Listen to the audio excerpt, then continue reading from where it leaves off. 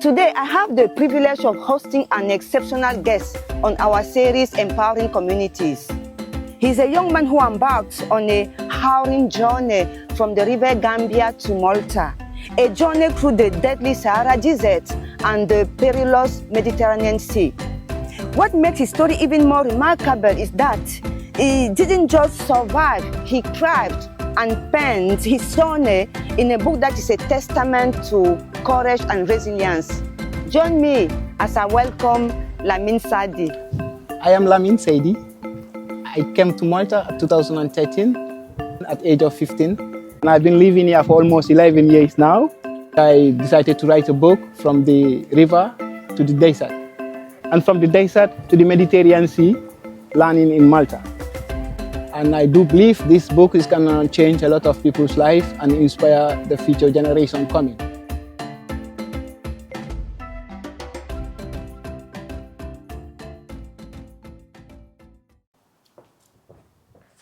Hi, Lamine. Hi, thanks for having me. Oh, it's so good to have you. You know, it is my privilege because when you told me about your book, I said, okay, the book is not published yet. It's coming soon. Yeah. But I feel privileged because I can say that I was there at the beginning. Yeah. So it is really, really my privilege to be here. I'm really very happy for Thank you. for Thank what you for is having coming or what you have done. Okay. Thank you So much. this is a very important topic for me, for the communities, I guess so. Absolutely. And there is something that I want to say for the first question to open our talk, you know. Yeah, sure. Because we are dealing with a problem that has been called migration crisis in Europe. And you wrote a book which is called From the River to the Desert, My Journey from Gambia to Libya. Yeah. It is a novel that speaks of fear, despair, death, life, hope. Yeah. It is a story of a person who belongs to a group of people that the entire world usually sees packed on rickety boats in the middle of the sea trying to enter Europe. But you decided to remove yourself from that group image, basically, to identify yourself as an autonomous person who has a story to tell, a story that needs to be told. Yeah, and basically that can inspire a lot of people in this world, basically, especially in Africa and both sides of the European people as well. Because most of the majority of the stories that, what I believe, like the stories that they are having from our side, most of it are not saying the reality. I'm not completing the whole story, and which is bringing a misunderstanding between the European community and the migrants that are here. Yes, it is right for them to say that too much migrants and so on, but there is a reason, because home is the best for every man's life. Yeah. You know, and you know, nobody can feel home where it's not your own place. And whatever we get along in Europe and wherever conditions are, you will never feel as home. But conditions to take us from home, which is make us to look for something that is going to be safe in the future. And and you want to say that was the motivation for you to start the journey of writing and then the book. Another thing which gives me much motivation, because of the young people that are in Africa, most of them, they don't know the clear information about this journey, because they get inspired by the neighbors around that they are coming from Europe and make change, maybe buy a car or something, but you don't know what kind of risk is there.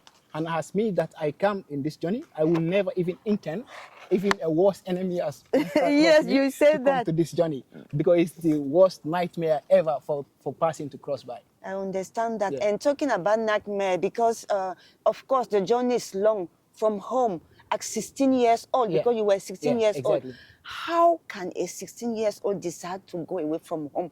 What can be the, you know, the for me, motivation? in my basic side of the point, it's just due to the family side. Like, for example, like the background that I have, you know, there was not any foundation that I can say that I am safe or something. So I feel like, you know, it was not a right moment in a basic point for me to have a base at home. So, and I have this hope that if I manage to travel, probably I can reach in Europe. But it was it was the worst decision ever to take. because I feel I regret when the moment that I travel, I arrive in Sahara, Yes. and that moment I regret why I even come here. Yeah. Because and that was the basic starting of the journey, because there is a how to call it a jungle, that you need to get along, Yes. and it's life over death. So yeah. And it's actually, crazy. you say that because, of course, as I say, your book is not finished, but there are some points that maybe we can focus on about, the yes, moment. Yes, basically, yeah. this you just mentioned the desert on the chapter which is called Struggles and Survival. Yeah, survival. You said that the scorching heat of the Sahara Desert Yeah. posed another significant threat to our survival. Yeah. How do you mean? Yeah, What do you because mean? when the moment you arrive in Sahara, it's crazy. It's not only, it's Sahara, and we are in a truck of more than like how to call it traffickants. Basically, you meet them, and so they tell you, we will do this for you, we will do, whereby it's all on their own favors. All fake, yeah. And then the moment that you realize that, okay, this is like this, that moment is already late, because you have already go with the translation, and now it's your turn to go. And that moment I was even, how to call it, trying to reject the journey, that I'm not going anymore, but I cannot do that because I have already give the money that I have and everything. So there is nothing else to do. I just It is need a to non-return trip. You can't Yes, go back. You cannot go back, and to go back is the worst self, So it's better you just go forward. Oh. Yeah. Another moment that you mentioned, it is another moment of survival, when you say that survival also meant adapting to the ever-changing circumstances and making difficult decisions. Yeah. Some migrants resorted to informal work or begging to sustain themselves. Yeah, because in that place, when you are there, it's like a place of no man's land. And when you don't have money, it's crazy, or you don't have any other help background of somebody to help you out. Yes. So you have to normally do a lot of stuff, Anything to survive. just to survive. And so it was not easy. And and sometimes you have to beg for you to have food that you can able to get along on that day. Yeah. So. Let me read a chapter about survival and struggles. Survival also meant adapting to the ever-changing circumstances and making difficult decisions. Some migrants resorted to informal work or begging to sustain themselves, while others engaged in risky activities such as smuggling goods or drugs to earn money. These choices were driven by desperation and the need to survive in an unfamiliar and hostile environment. So what does that mean? Where was that? That was basically a place called Druku in Niger. In Niger, okay. That was still in Niger. Yeah. So they have a very small town, very close to close to Libya. So in that place there is smugglers, like these smugglers are the one normally trying to get along with, like, if they know that you have no other way around in your way to move forward. So they will tell you things that even it's not your option or it's not your choice to do it, but you have no other way around so you have to do to eat. So I have seen people that were normally manipulated and treated very badly because of the condition that they give them to do certain jobs, and they are not allowing to do. And I've even met some ladies there, which the same, they could not have any support, and it was very hard for them. And in that position, they need to get along in a risky job that they have to sell themselves to earn some ends means to survive. Yeah. And that journey, that moment, how long could that last? I mean, like in my case, I spent like almost nearly to a month. A month there. But I have met people there which have stayed much more than that time. And now that was in Niger, and from Niger now you pass to Libya. Go to Libya. And there to have to cross, it take you another month. So yeah. Let's stop a little bit in Libya, because there's this chapter which is called The Reality of Libya. And at a certain point here you said the reality of living as a migrant in Libya was particularly harsh. Migrants, especially those from sub-Saharan Africa, you mentioned from sub-Saharan Africa, were often subjected to discrimination, racism and xenophobia. Can you develop on that? Yes, because in Libya it's a low-risk country. They have no law, and it's the worst place that a man can live because a gun is everywhere, and they have a lot of how to call it, criminals and so on, and they have a lot of discrimination and racism past anywhere else I have ever imagined in my life. Oh. Yes. And that is in Africa. Let's remember Libya is in Africa. It's in Libya, yeah. And yeah, in Libya, they will deliberately kill you or even beat you. I have been beaten in Libya several times. For what reason? Well, it's just based on like trying to move from here to go to another city. And I don't have like a basic, because they don't have any government there, so everybody is his own army. Everybody is pretending to be a soldier, and they are just doing that to manipulate, to rob people, to get money and so on. Yeah. And they will let you to do jobs that are very heavy for you, and they will not pay you even plus for that. And if you speak, you will be beaten as well. And sometimes they will tell you to do some jobs whereby you try to insist, and they will pull out a gun in front of you, like on your neck, for you to do that job. So Libya is the craziest place ever. Of course. Yeah, if anybody, I'm not saying this because like I'm discriminating or something. Yes, I have a very good Libyan friends. There was a time that I have a problem in Libya, and a Libyan person stand for me. And he themselves between Libya fight because of my, my your situation. Safety, yes, okay. So yeah. So of course, there are a lot of points on your stories. You mentioned the difficult parts, but there's always an element of people who supported you, who support, even when it was very difficult. Yeah. In everywhere, basically. Yeah. And that support, was it from the community host among the It's just a local migrants? person that normally he's around the community where we are living. So if this guy is normally seeing like those small criminals coming from the other side and to come and disturb the people living here. So when they see it first time and second time, and I remember one time I do a small job for this guy. So from there he recognized my face. So when he see me with this problem, there he come out and say, Lamine, what's happened? What's happened? I said, man, I don't know. These people are here with gun. And they are just forcing everybody to take off money or something. Here, what I have, I don't have any single cent, And there he start to speak to them in Libya, and I see they start to fight and so on. And that's how you were And from there, the guy took me from that place, and I was very close to his house. So there I feel safe. Okay. Yeah. And how long did you stay in Libya? In Libya, almost 3 to 4 months. It was very long. Yeah, it was very hard. Yeah. I know that is very sensitive. People usually say, I will not wish the stay in Libya to even my worst enemy. Yes. Of course, even it is difficult to understand. Is it only about the beating, or is there any other thing that makes it being so difficult? Is it because it is from other Africans? What discrimination make it difficult in Libya. Discrimination and racism. Make it difficult in Libya. More than the physical harm. Yes. And then because for them, if they see you in a circumstance of like color or something, not all of them actually. Yes. I'm really try to clear about this because there is a lot of good people of Libyans. Yes, sure. But so with that, it's not safe. There is nobody who is safe in Libya. Okay. Even Libyan citizens are not safe in Libya, especially than immigrant or somebody who is trying to.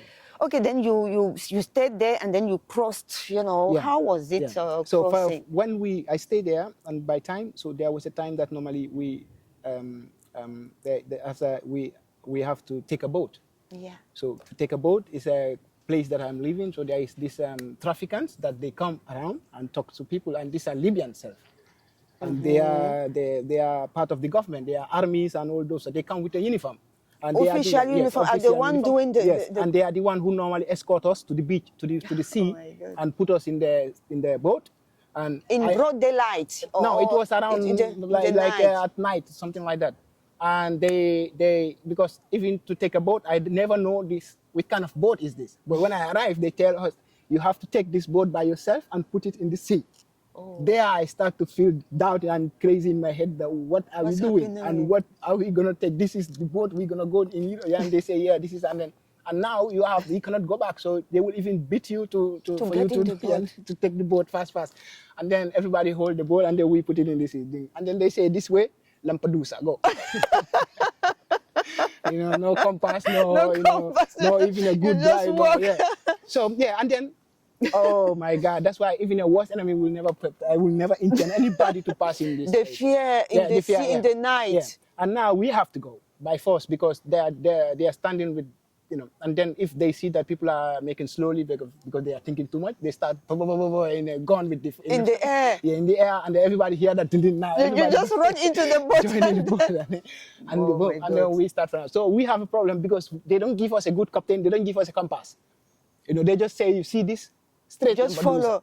Straight Lampedusa. So and then we start going. How many were you in the boat? We were 129 people. Oh. So when we drive in a boat, like between 2 days, somebody is with us because I realize when things are getting bad, there must be some good parts. And somebody was with us. He said, "Man, if you guys trust me, I can move this boat." And then some people say that no, was another person, another migrant among you. Yes. And then some people say no, some people say yes. And then from there we say, let's try, let's give him. And then when we give him there, we see the boat is going now. So before 2 to 3 days, we are there and the water was finished. And you stayed 3 days at sea? No, 5 days we stay. On the 5th day, we arrive in Malta here.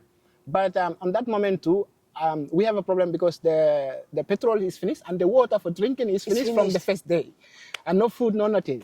And I was panicking the sea. I don't think that I'm going to cross because I knew that probably I'm going to die for hunger and thirsty. And that was the worst things that affected me. But by time, I hear somebody saying that the water is coming in the boat, water is coming in the boat. And there everybody start to get panic. So with that, we have some few people in us that we were calming people that let not trust, please, let's, So by 3-4 days, we see a big marine boat in the sea. And from there, the 5 days, they arrive on us. And they pick us from there, they ask us, they are a rescue team, so probably they will take us to Libya, back to Libya, or back to or to Malta, or to Italy. So between the 6 days, and then we arrive in Malta.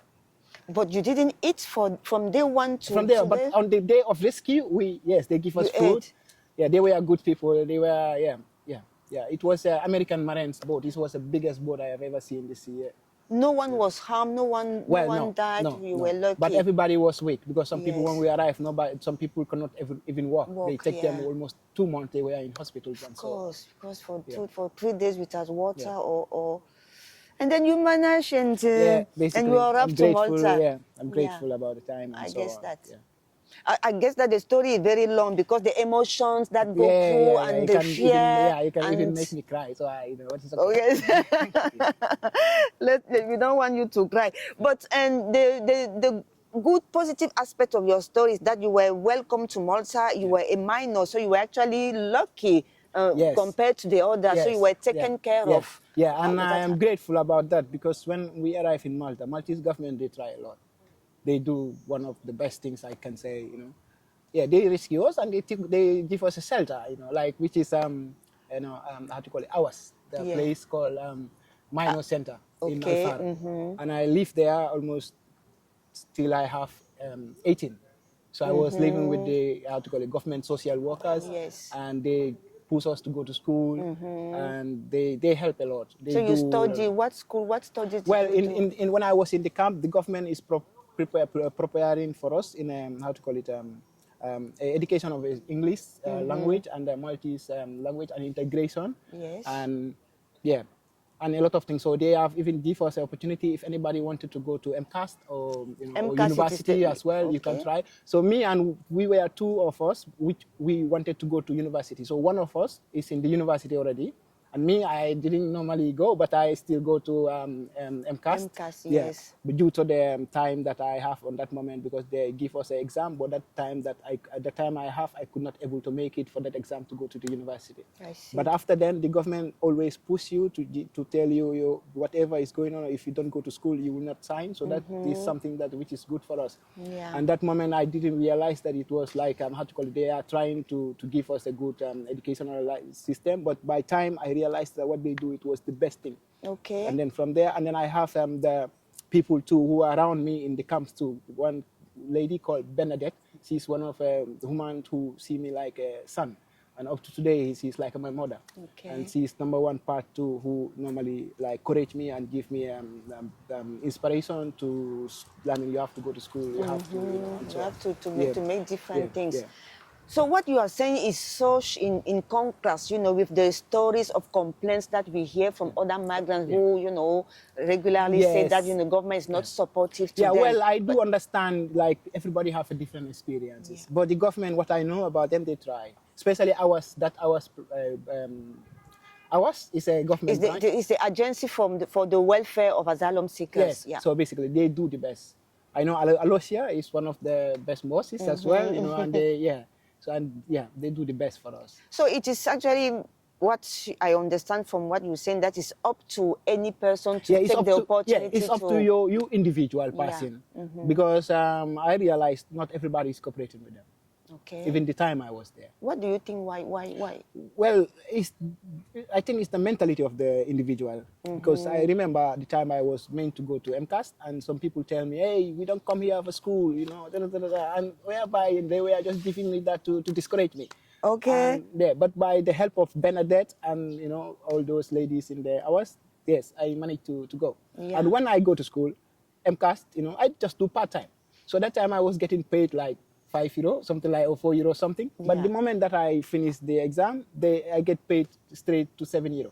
Because when you got your certificate from so €5 without any certificate, you exactly. rest. So from there, I realized, education is very important here, and is one of the best things that you can do to grow up in life. Yeah. I think, again, here you mentioned the government. I want to mention also what I knew about the communities, that most of the people who come here to work. So they're not much interested in furthering their education, which is a big mistake. Basically, because you will stay in a liberal position for the rest of your life. Really, that's how it works here. Yeah. You can be skillful of the job, whereby maybe you have 10 years of skills or 20 years. It doesn't matter. But somebody will come from university, less than like 3 years of experience. It's not even experience. It's just a practical. It's just a certificate. Practical, not how to call it, theory, not practical. So you are the practical man who knows everything. But and he will come and be your boss.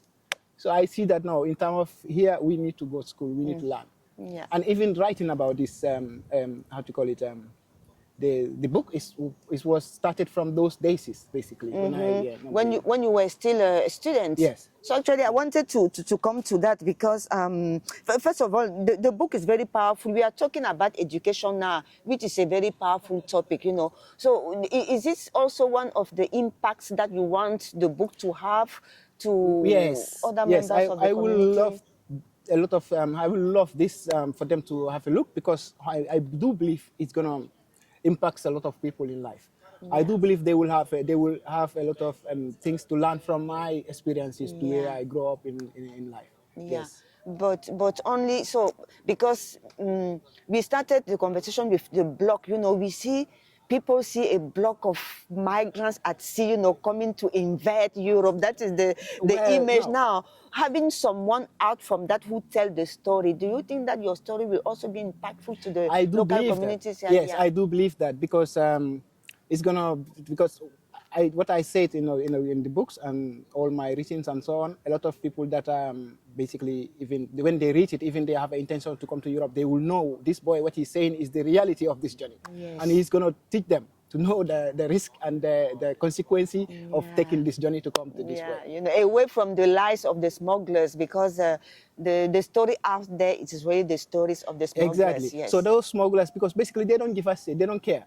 They don't care about people. No. You can, for them, when you die, it's more good for them, because at least, there's one person, one trouble. So they will not be worried about something else and so on. Okay. Yeah. So now writing a book is a challenge, as you know. Many people, I've known the people who want to write a book, they start and then they put it in the drawer, they take it out again and then back again. Yeah. So, but you managed to complete that. How was it for you? It is a challenge, basically. Even for me, it started from there, basically. And a lot of a lot of people that knows me, and they knows that I tell them I want to write my story. They tell me, Lamine, you have to do this, and they are seeing me like, don't be lazy, and so on and so on. Yeah. And when I went to France last few times ago with some of my Maltese friends, and his name is Mario, and Mario invited me to go with him because of his 67th birthday, and we went together. So when we are there, I meet some couple of peoples, and we were talking about where you from, and so on and so on and so on, where you live, and so I said, I'm from Africa, but I'm living in Malta. So, and I express that I'm an immigrant, like I come with a boat, you know, something like that. This is my journey. So I start to explain about a little bit of this. And some of them, they even give me encouragement that, listen, if you go out from here, do this, because you have to write it. Yeah. Because the way you are saying it, because that time I already write a lot, but I didn't have the times of conclusion of the book. Yeah, how do but I... has time that I come back and then immediately I put myself together, and that's how I get along and complete. Yeah, you told me that you actually took leave from work. I took leave from Yeah. work, which is almost 2 to 3 weeks.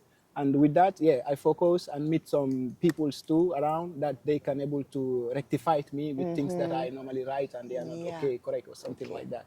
So there I get to the conclusion.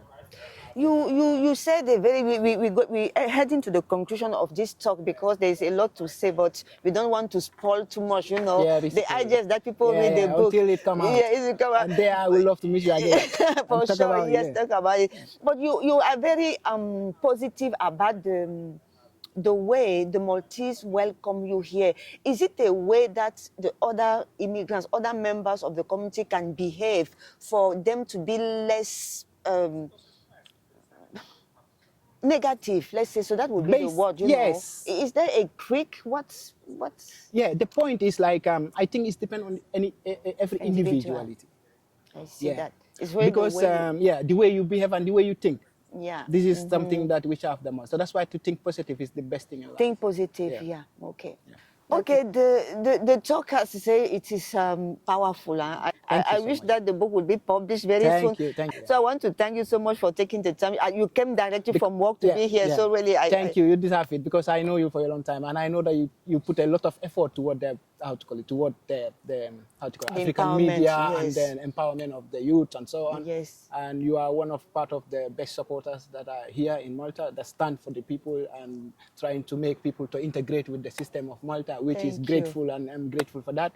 Yeah, so thank you basically for being there for us, and thank you for all your support. You're welcome. And we meet again then when the book is published. Soon as possible. Okay. I will let you know, and I will give you my special book, and I will sign it for you as well. Thank you.